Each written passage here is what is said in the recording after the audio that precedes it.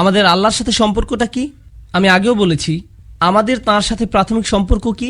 তিনি আমাদের মালিক আর আমরা তাঁর দাস, এটাই সম্পর্ক। আল্লাহর ব্যাপারে এই প্রাথমিক বিষয় যে বুঝতে পারবে সে অবশ্যই একটা ফলাফল উপলব্ধি করবে, তা হচ্ছে ইয়াকা না'বুদু। এটাই হচ্ছে পরিশেষ, ইয়াকা না'বুদু। শুধু তোমার কাছেই আমরা দাসত্ব স্বীকার করি, ইচ্ছাকৃত দাসত্ব। এখন চলুন দাসত্ব নিয়ে কথা বলি। দাসত্ব কি ইচ্ছাকৃত হয় নাকি জোর দিয়ে করতে হয়? দাসত্ব কি ইচ্ছাকৃত হয় নাকি অনিচ্ছাকৃত? অনিচ্ছাকৃত। কেউ বলবে না আমি অন্যরকম একটা চাকরি খুঁজছি, আমি আমার পায়ে শিকল বাঁধা পছন্দ করি। ওকে, কেউ দাসত্বের চাকরির জন্য অ্যাপ্লাই করে না, ঠিক না? দাসত্ব কখনো ইচ্ছাকৃতভাবে করা হয় না। আমরা সেই হাস্যকর উদাহরণ দেখতে পারি, আপনি এসে বললেন এই যে আমি আপনার দাস, আমি বললাম চলো কিছু করি। এটা ইচ্ছাকৃত, কিন্তু এটা সাধারণত হয় না। আল্লাহর থেকে বেশি শক্তিশালী কোনো মালিক হতে পারে না। এবং অন্য মালিকদের আরেকটা বিষয় এরকম, সাধারণত দাসরা মালিকদের ভালোবাসে নাকি ঘৃণা করে? ঘৃণা করে। এবং একবার যদি তারা সুযোগ পায় তাহলে কি করে? মুক্ত হতে চায়। এবং যদি তারা মালিকের প্রশংসাও করে তাহলে সেটা কি সত্যি নাকি মিথ্যা প্রশংসা? মিথ্যা প্রশংসা। কিন্তু এই সূরা শুরু হয়েছিল আলহামদুলিল্লাহ দিয়ে। এটা সত্যিকারের আসল প্রশংসা এই মালিকের। এটা কিভাবে সম্ভব? এর কারণ হচ্ছে এই যে এই মালিক আপনাকে দাসত্ব করার জন্য জোর করেন না, আপনাকে এই উপলব্ধি নিজ থেকে করতে হবে। তাই তিনি এটা বলেননি যে উ'বুদুল্লাহ, আল্লাহর দাস হও, বরং আমরা বলি ইয়াকা না'বুদু, আমরা তোমার কাছে নিজেদের দাসত্ব বিসর্জন করলাম।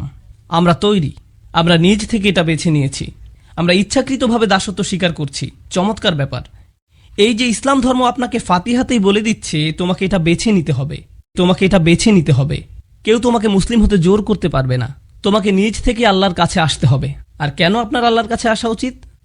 আপনার আল্লাহর কাছে আসা উচিত সূরা ফাতিহার প্রথম 3 আয়াতের জন্য। এটাই আপনার জন্য যথেষ্ট। যদি সত্যি আপনি জানতেন আলহামদুলিল্লাহর মানে কি, রব্বিল আলামিনের মানে কি যদি আপনি বুঝে থাকেন, আর রহমানির রহিমের মানে কি আপনি যদি বুঝে থাকেন, আর মালিক ইয়াউমিদ্দিনের মানে কি আপনি যদি এগুলো বুঝে থাকেন, এগুলোর প্রত্যেকটা এককভাবেই যথেষ্ট। কারণ সব মিলে এটা বলার জন্য যথেষ্ট, ইয়া আল্লাহ আমি তোমার দাস। আমি নিজের ইচ্ছায় কাজ করতে চাই না, আমি সেটাই করতে চাই যেটা তুমি চাও আমি করি।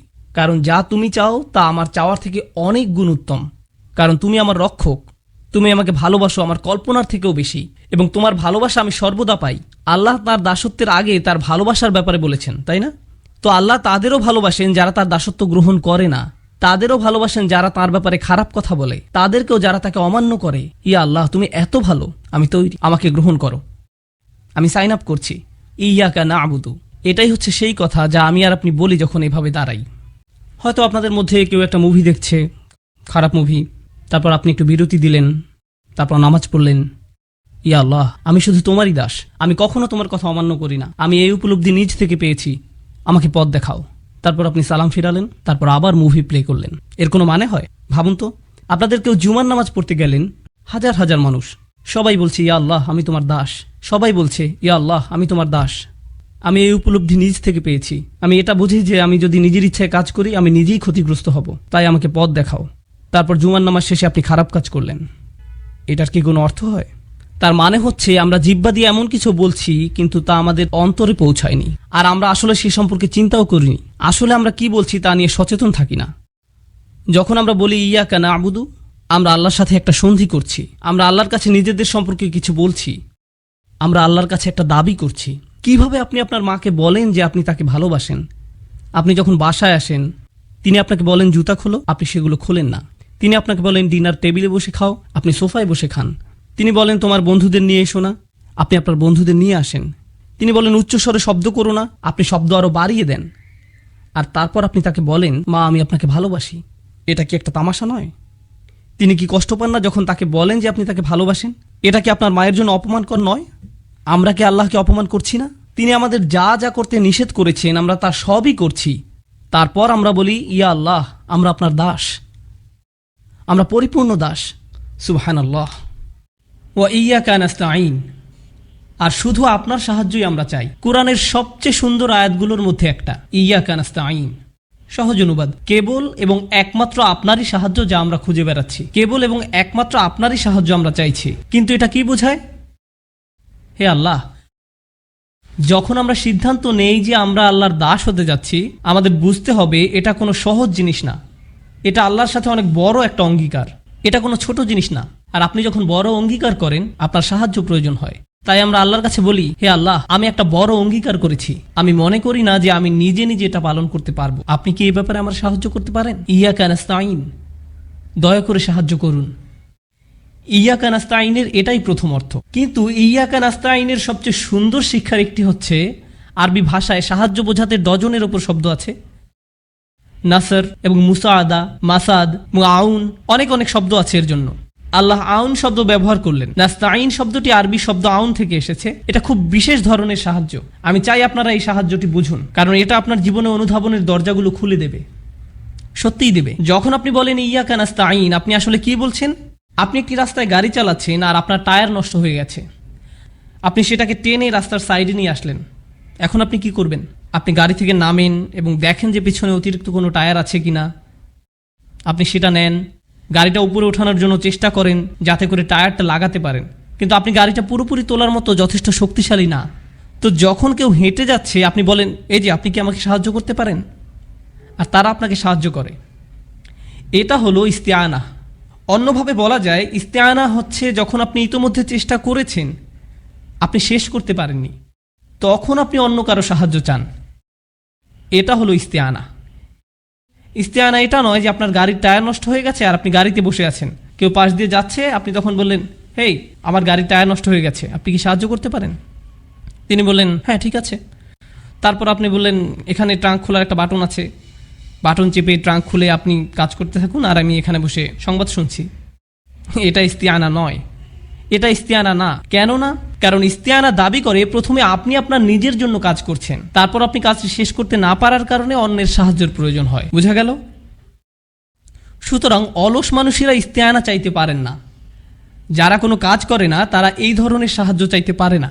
নাস্তাইন বলার মাধ্যমে আপনি প্রকৃতপক্ষে আল্লাহকে বলছেন, ইয়া আল্লাহ, আমি চেষ্টা করেছি, আমি আপনাকে বলছি যে আমি চেষ্টা করেছি, আমি চেষ্টা করেই যাচ্ছি, আপনি দেখতে পাচ্ছেন, আর এখন আপনার সাহায্য প্রয়োজন।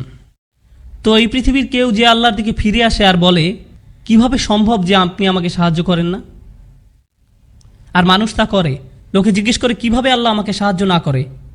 আর এমনকি তারা নিজেরাও চেষ্টা করে না, তারা নিজেরা কোনো উদ্যোগ নেয় না, কিন্তু তারা আল্লাহকে দোষারোপ করে যে তাকে সাহায্য কেন করছে না। তারা কেবল তাদের নিজেদেরকেই দোষারোপ করতে পারে।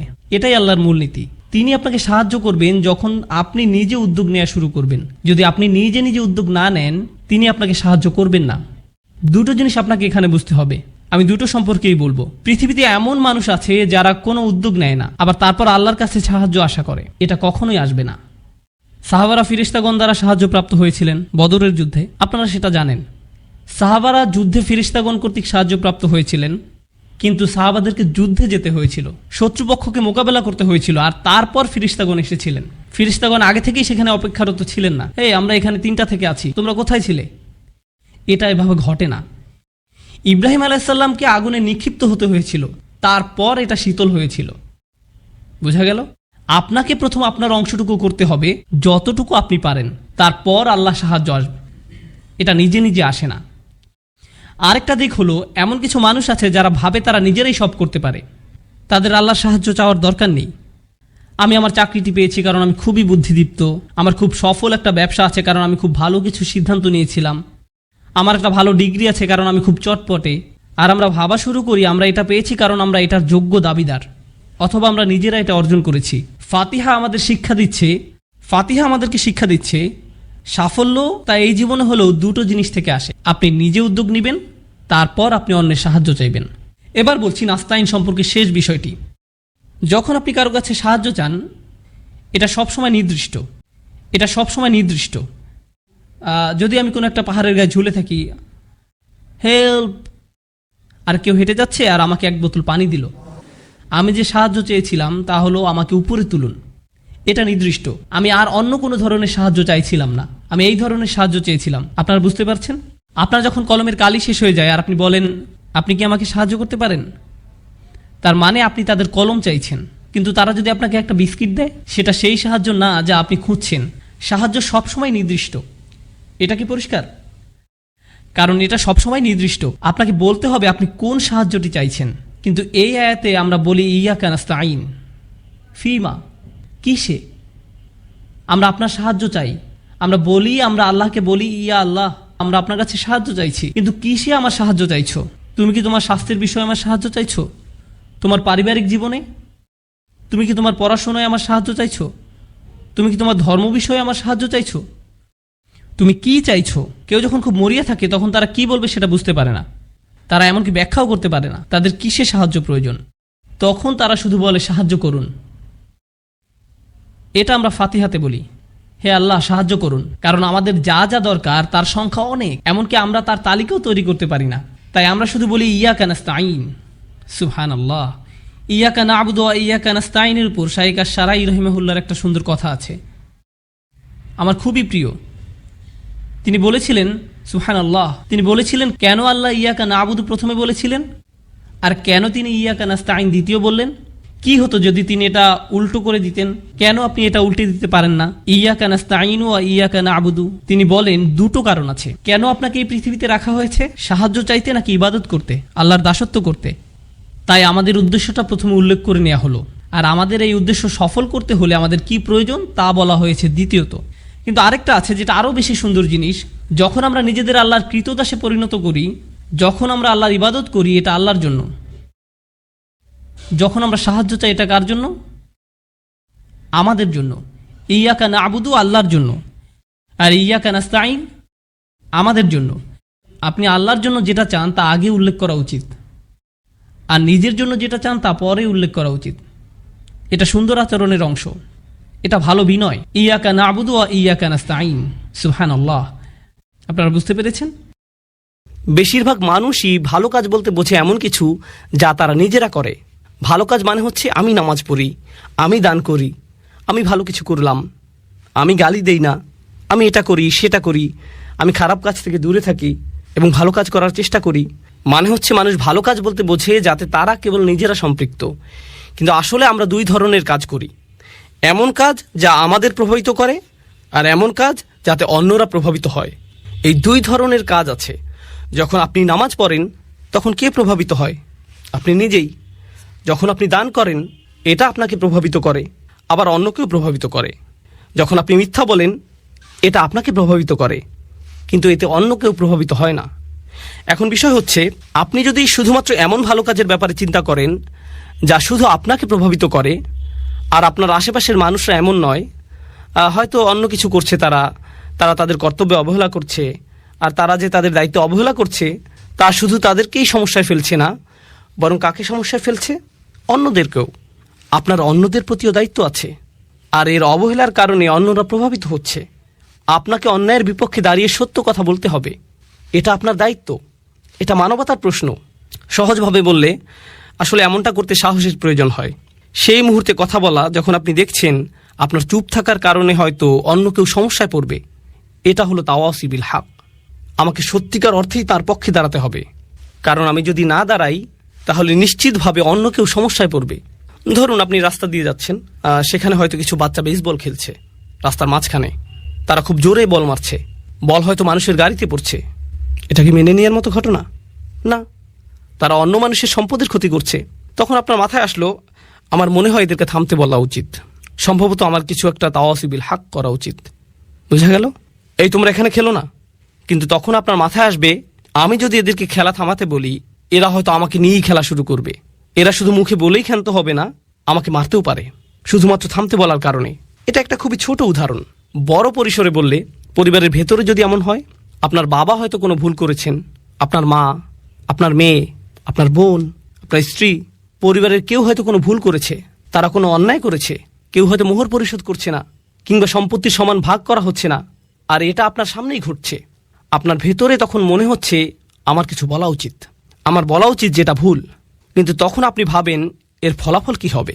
তারা সবাই আমাকে বকা দেবে, তারা হয়তো আমাকে অহংকারী ভাববে, এমনকি আমার সাথে কথা বলা বন্ধও করে দিতে পারে।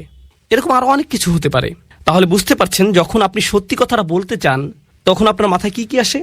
এই সব ফলাফলগুলো। কিন্তু আল্লাহ আজ্জা ওয়া জাল্লা আমাদেরকে ছাড় দিয়েছেন, তিনি আমাদেরকে সব ভয় ভীতি থেকে মুক্তি দিয়েছেন। এই কারণে আমাদের সকল ভয় দুশ্চিন্তা চলে যায় যখন আল্লাহ বলেন ইল্লাল্লাযীনা আমানু। প্রথম অংশে যখন আপনার ঈমান থাকে তখন কি হয়? তখন আপনি কাকে ভয় পান? শুধুমাত্র আল্লাহ, কেবল আল্লাহ। যখন আপনি ভালো কাজ করেন তখন শুধু ঈমান বাড়তে থাকে, আর যখন ঈমান বাড়তে থাকে তখন আপনার পক্ষে তাওয়াসি বিল হক করাটা সহজ হয়ে যায়। আর যদি আপনি অনুভব করেন যে তাওয়াসি বিল হক করাটা আপনার পক্ষে বেশ কঠিন, বলুন তো এর মানে কি দাঁড়ায়? এর মানে দাঁড়ায় আপনার ঈমান ততটা শক্তিশালী নয়, আপনার ঈমান যথেষ্ট দৃঢ় নয়।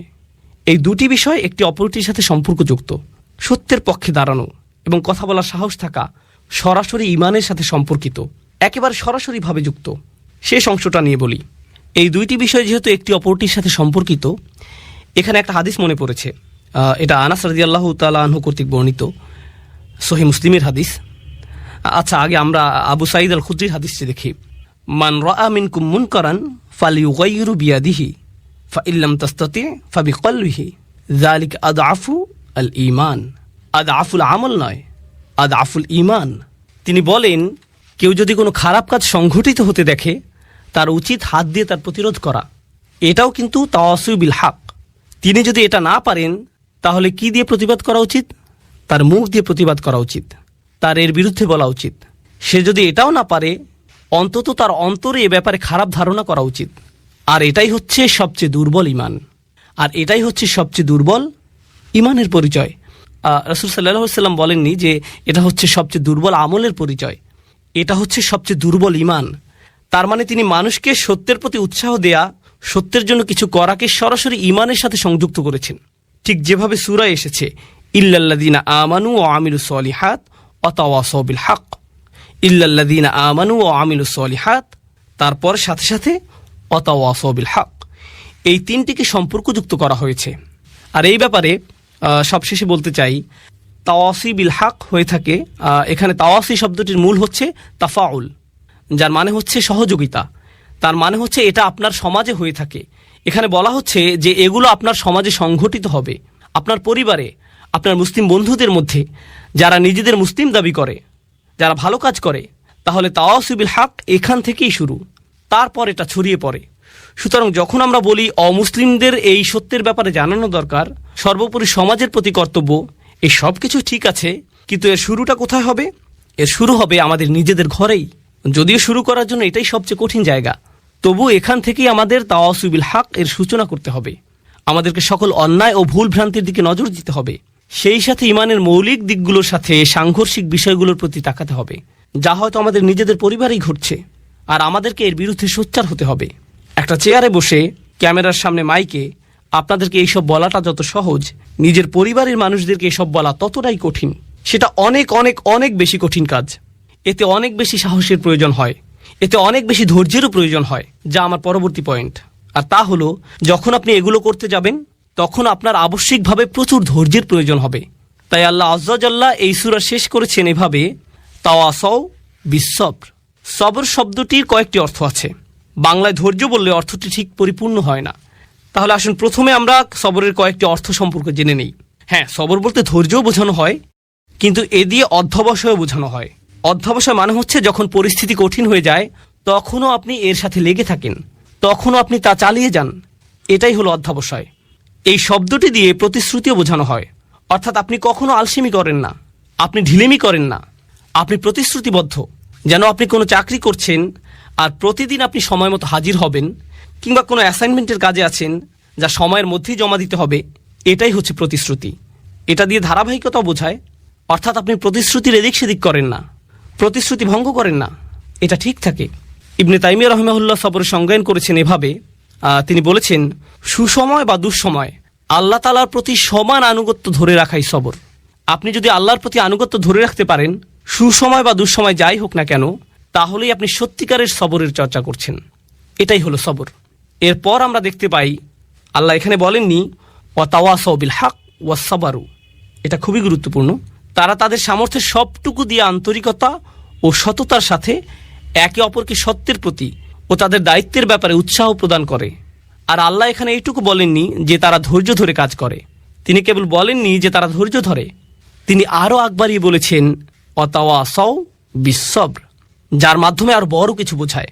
তাহলে এখানে কেবল সবর করলেই হবে না, অর্থাৎ তারা কেবল ধৈর্য ধরে না, অধ্যবসায় করে না, ধারাবাহিকতা রাখে না, বরং তারা একে অপরকে ধৈর্যের ব্যাপারে বলে, অধ্যবসায়ে উৎসাহিত করে, ধারাবাহিকতা রাখতে বলে। বলুন তো এ থেকে আমরা কি শিখলাম? আপনি একা আপনার সবর ধরে রাখতে পারবেন না, আপনার উপদেশের জন্য কাউকে প্রয়োজন, যাতে সে আপনাকে সাহস যোগাতে পারে এবং বলতে পারে, ভাই তোমার সবর করা প্রয়োজন। সবর একে অপরকে সাহস যোগায়। অন্যের কাছ থেকে আপনি এই শক্তি পাবেন। একা থাকলে আপনি সাহস হারিয়ে ফেলবেন। এটা মানুষের স্বাভাবিক প্রবৃত্তি যে যখন মানুষ খারাপ পরিস্থিতির মধ্যে পড়ে, সবচেয়ে ইমানদার ব্যক্তিটিও, সবচেয়ে আমলদার ব্যক্তিটিও যে সব সময় ভালো কাজ করে, যখন কেউ তাকে অপমান করে বা কেউ তার কাজের প্রশংসা করে না এবং খারাপ কিছু ঘটে, এমনকি হতে পারে তা কোনো ইসলামিক কাজে, তখন সে হতাশ হয়ে পড়ে। এরা ভালো মানুষ। সবরের ব্যাপারে তাদের চেয়ে কে ভালো জানে? তবু আপনাকে সেই আলেম, সেই ইমাম, সেই কর্মী, সেই দায়ী, সেই শিক্ষকের কাছে যেতে হবে, গিয়ে বলতে হবে, ভাই আপনার ধৈর্য ধরা উচিত। যখন আপনি তাদেরকে এভাবে বলবেন, এতে কি তাদের উপকার হবে? হ্যাঁ, হবে। যদিও তারা এটা ইতিমধ্যেই জানে, যদিও তারা সবরের ব্যাপারে ইতিমধ্যেই অনেক জানে, তবুও তারা এই তাওয়াসি এর মাধ্যমে উপকৃত হবে। তাওয়াসি বিসবর নিজেদের মধ্যে ঘটে, আর এটাই এখানে আবশ্যকীয়। এটা তাওয়াসি বিল হক এর বিপরীত। তাওয়াসি বিসবর তাদের জন্য যারা তাওয়াসি বিল হক থামিয়ে দিয়েছে, কারণ তারা ফলাফল দেখতে না পেয়ে হতাশ হয়ে পড়েছে। কিভাবে তারা তাদের উদ্যম ধরে রাখবে? একে অপরকে অধ্যবসায়ের ব্যাপারে তাগিদ দেওয়ার মাধ্যমে। সবচেয়ে সহজভাবে বলা হয়েছে আলাল মাসাইব, অর্থাৎ আপনাকে ধৈর্য ধরতে হবে, অধ্যবসায় চালিয়ে যেতে হবে, ধারাবাহিকতা ধরে রাখতে হবে। পরিস্থিতি যতই খারাপ হোক না কেন, অসব্রু আলামা আসাবাক, যতই বিপদ আসুক না কেন, আপনাকে চেষ্টা চালিয়ে যেতেই হবে। এটা হলো একটা অর্থ। অপরটি হলো আনিল মাআসি, অর্থাৎ আপনাকে পরীক্ষা করা হবে। যারা এই দিনের জন্য কাজ করছেন, তা যেভাবেই হোক না কেন, হয়তো আপনি আপনার বাসায় দিনী পরিবেশ তৈরি করতে চাচ্ছেন, বাইরে আপনি হয়তো অমুসলিমদের দিনের দাওয়াত দিচ্ছেন, হয়তো দানের জন্য অর্থ জোগাড় করছেন, এটা যেমনই হোক না কেন, আপনি ইসলামের জন্য কিছু করতে চাচ্ছেন। শয়তান কার পেছনে বেশি লাগে জানেন? যারা দিনের জন্য কাজ করে। শয়তান অন্য যে কারো চেয়ে তার পেছনে বেশি সময় ব্যয় করে, যাতে সে আল্লাহর অবাধ্য হয়। বিশেষ করে যখন সে একা থাকে, তারা বেশি ঝুঁকিতে থাকে, তাদের উপর বেশি আক্রমণ হয়ে থাকে। সুতরাং আল্লাহর অবাধ্যতা থেকে বাঁচার জন্য আপনার সবর করা উচিত। একই সাথে আল্লাহর আনুগত্যের জন্য আপনার সবর করা উচিত। অর্থাৎ আল্লাহর আনুগত্য করাও কঠিন হয়ে থাকে, কিন্তু আপনাকে অধ্যবসায় চালিয়ে যেতে হবে। আমরা কিছু ঘটনা জানি, এগুলো সত্যিকারের ঘটনা, কোনো বানানো কিছু নয়। আল্লাহ আমাদের সাথে কথা বলেছেন, তিনি আমাদের নিয়ে কথা বলেছেন, এবং তিনি ভালোভাবে জানেন আমরা কিভাবে জীবনযাপন করি। ফি হিযিক্রিকুম, তুমি নিজেই এই সম্পর্কে জানো। আমাদের মধ্যে কিছু ভাই ও বোন আছেন যারা ইসলামিক কর্মকাণ্ডে খুবই সক্রিয়, তারা অনেক ভালো কাজ করেন, কিন্তু একই সাথে তাদের কিছু খারাপ অভ্যাসও দেখা যায়। এগুলো পাপের কাজ। এটা এতই গুরুতর সমস্যায় রূপ নিয়েছে যে তারা এগুলোতে আসক্ত হয়ে পড়েছেন। তাদের সাহায্য দরকার। তাদের কি দরকার জানেন? তাদের দরকার তাওয়াসি বিসবর। তাদের কাউকে দরকার যে তাকে অনবরত উপদেশ দিবে, বলবে, শোনো, তোমাকে চেষ্টা করতে হবে, তোমাকে সংযত হতে হবে। এই 4টি উপাদান সম্পর্কে আমি সবশেষ কয়েকটি বিষয় বলতে চাই। এর প্রথম বিষয়টি হচ্ছে, এই 4টি উপাদানই অতীতকালে বর্ণিত হয়েছে। ইল্লাল্লাযীনা আমানু অতীতকাল, ও আমিলু অতীতকাল, অতাওয়াসাউ বিল হক, অতাওয়াসাউ, সবগুলোই অতীতকাল। এর মাহাত্ম্য কি? যদি এভাবে বলা হতো, ইল্লাল্লাযীনা ইউমিনুন ওয়া ইয়ামালুনাস সালিহাত ওয়া ইয়াতাসালুনা বিল হক ওয়া ইয়াতাসালুনা বিস-সবর, তাহলে কি পার্থক্য হতো? বর্তমানকালে বললে কি হতো? অতীতকালে বলার কারণে বোঝা যাচ্ছে এখানে এমন মানুষের কথা বলা হচ্ছে যারা মৃত্যুর আগ পর্যন্ত সারাটি জীবন এই 4টি কাজ করেছে। সুতরাং এখন আপনি তাদের জীবনটি পর্যালোচনা করে দেখতে পারেন। আপনি তাদেরকে দেখে বলবেন, হ্যাঁ, তারা তাদের জীবনকে ঈমানের দাবি অনুসারে অতিবাহিত করেছে। যখন আপনি তাদের জীবনের দিকে তাকাবেন, আপনি বলবেন তারা ভালো কাজ করেছে এবং তারা তাওয়াসু বিল হক করেছে, তাওয়াসাউ বিস-সবর করেছে। অন্যভাবে বললে এটা সেই আয়াতটি পরিপূর্ণ করেছে যেখানে বলা হচ্ছে, ওয়ালা তামুতুন্না ইল্লা ওয়া আনতুম মুসলিমুন, ভুলেও মুসলিম না হয়ে মৃত্যুবরণ করো না। আপনি যখন তাদের জীবনটি দেখবেন, আপনি বলবেন না তারা আগে ভালো ছিল, পরবর্তীতে তারা বিপথে চলে গেছে, তাদের জীবনের শেষ দিনটি পর্যন্ত তারা অটুট ছিল। সুতরাং আপনি তাদেরকে দেখে অবশ্যই বলবেন তারা এই 4টি বিষয় পরিপূর্ণ করেছে। তাই এগুলোকে অতীতকাল বলার কারণ বোঝা যায়, মৃত্যুর আগ পর্যন্ত তাদের গোটা জীবনটি এই 4টি কাজের সমষ্টি। এরাই সফল হয়েছে। অর্থাৎ আপনি থামতে পারবেন না। আপনি এমন একটা জায়গায় পৌঁছাবেন যখন মানুষেরা আপনার সম্পর্কে বলবে এই 4টি বিষয় আপনি পূর্ণ করেছেন। এটাই হলো দ্বিতীয় মাহাত্ম্য। এর শেষ বিষয়টি হলো, যা আমার মনে হয় সূরা আসরের এই আলোচনার অন্যতম গুরুত্বপূর্ণ বিষয়, তা হলো বায়ের কয়েকটি তাৎপর্য আপনারা জানেন। বিল হক শব্দটি নিয়ে আমরা আলোচনা করেছি। একইভাবে যখন তারা তাওয়াসি বিস-সবর করে, যখন তারা একে অপরকে উৎসাহ দেয় ধৈর্যের সাথে, তারা ধৈর্যের সাথে ধৈর্যের উপদেশ দিচ্ছে। এবং তারা একে অপরকে ধৈর্যের প্রতি উৎসাহ দেয়। কেউ যদি বলে আমি তোমাকে ধৈর্যের সাথে উপদেশ দিচ্ছি, আর আমি তোমাকে ধৈর্যের প্রতি উপদেশ দিচ্ছি, এই দুইয়ের মধ্যে একটা পার্থক্য আছে। এই দুইটি আসলে আলাদা বিষয়। ধৈর্য ও অধ্যবসায়ের প্রতি যেভাবে আমি তোমাকে উপদেশ দিচ্ছি, এতেও ধৈর্যের প্রয়োজন আছে। এই উপদেশ দেওয়ার জন্য আমাকে ধৈর্য ধরতে হবে। আপনাকে তাড়াহুড়া করলে চলবে না, আপনাকে খুবই ধৈর্যশীল হতে হবে। যে আল্লাহর প্রতি অবাধ্য আচরণ করে তার প্রতি আপনাকে খুবই সহনশীল হতে হবে। আপনি তাকে পরামর্শ দিবেন, এই পরামর্শ দেওয়ার সময় আপনাকে ধৈর্যশীল আচরণ করতে হবে। আর আপনি তাকে কিসের প্রতি উৎসাহ দিচ্ছেন? ধৈর্যের ব্যাপারেই। তাহলে আপনি যেভাবে তাকে পরামর্শ দেন তাতে ধৈর্যের প্রয়োজন হয়। আবার এই ধৈর্য ধারণের প্রতি আপনি তাকে উৎসাহ দিচ্ছেন। শেষ আরেকটি বিষয় আমার মনে পড়েছে, এটা নিয়ে একটু বলি। এই চারটি বিষয় আসলে একে অপরের জন্য একটা পরীক্ষার মতো। অর্থাৎ যদি কেউ সবর হারিয়ে ফেলে, শেষ কথা হচ্ছে এই চারটি বিষয় আসলে একে অপরের জন্য একটা পরীক্ষা। অর্থাৎ যদি কেউ সবর হারিয়ে ফেলে তাহলে সে তাওয়াসুই বিল হক করতে পারবে না। কেন পারবে না? কারণ যখনই সে মানুষকে সত্যের ব্যাপারে জানাতে যাবে, মানুষ এমন কথা বলবে যা সে সহ্য করতে পারবে না। আর যখন মানুষের এমন কথা সে শুনবে, পরিস্থিতি তার জন্য কঠিন হয়ে যাবে। সে বলবে আমি এটা নিতে পারছি না। যখন সে বলবে আমি এটা নিতে পারছি না, আমি সহ্য করতে পারছি না, এ থেকে তার কিসের ঘাটতি বোঝা যায়? সবরের ঘাটতি। সুতরাং যখন কেউ সত্যের প্রতি আহ্বান করে না, বুঝতে হবে সেখানে সবরের ঘাটতি আছে। আরেকটি বিষয় এ থেকে বোঝা যায়, তা হলো কেউ হয়তো ভাবতে পারে যে সে সত্যের প্রতি ডাকছে, কিন্তু এই কথায় কারো কোনো সমস্যা হচ্ছে না। সে ভাবছে যে সত্যের প্রতি ডাকছে, কিন্তু তার এই ডাকায় কারো কোনো সমস্যা নেই, কেউ তার কথায় ক্ষুব্ধ হচ্ছে না। এর মানে কি জানেন? আপনি যেহেতু সবর ছাড়াই তাওয়াসুই বিল হক এর প্রতি মানুষকে ডাকতে পারেন, আপনি খুব সম্ভবত তাওয়াসুই বিল হক করছেন না। কেননা এই পৃথিবীর সবচেয়ে ভদ্র ও নরম মনের মানুষেরা যখন মানুষকে সত্যের পথে ডেকেছে, তারা বিপদে পড়েছেন। এটা হচ্ছে এই কাজের আবশ্যিক ফলাফল। আল্লাহর সবচেয়ে ধৈর্যশীল রাসূলদের দিকে তাকান, নূহ আলাইহিস সালামের দিকে তাকান। তার পুরোটা জীবন ছিল দাওয়াতি কাজে পূর্ণ, আর পুরো জীবন জুড়েই ছিল সবর। কেননা তিনি মানুষকে যা বলেছেন তা মানুষকে বাধ্য করেছে তাকে অপমান করতে, কটু কথা বলতে, তার বিরুদ্ধে দাঁড়াতে। আর এজন্য প্রয়োজন হয় সবরের। আর যখন এই দুটিরই ঘাটতি হয়, যখন আপনি মানুষকে সত্যের প্রতি ডাকছেন না, আর সেজন্য আপনার সবর করারও কোনো প্রয়োজন নেই, যখন এই শেষ দুটির ঘাটতি হয়, যখন কারো মধ্যে এই দুটি থাকে না, তা থেকে আমরা কি বুঝতে পারি কিসের ঘাটতি আছে? প্রথম দুটি শর্ত, ঈমান ও ভালো কাজ। কারণ যতক্ষণ না আপনি নিজেই ভালো কাজ করবেন, খারাপ কাজ আপনার চোখে পড়বে না।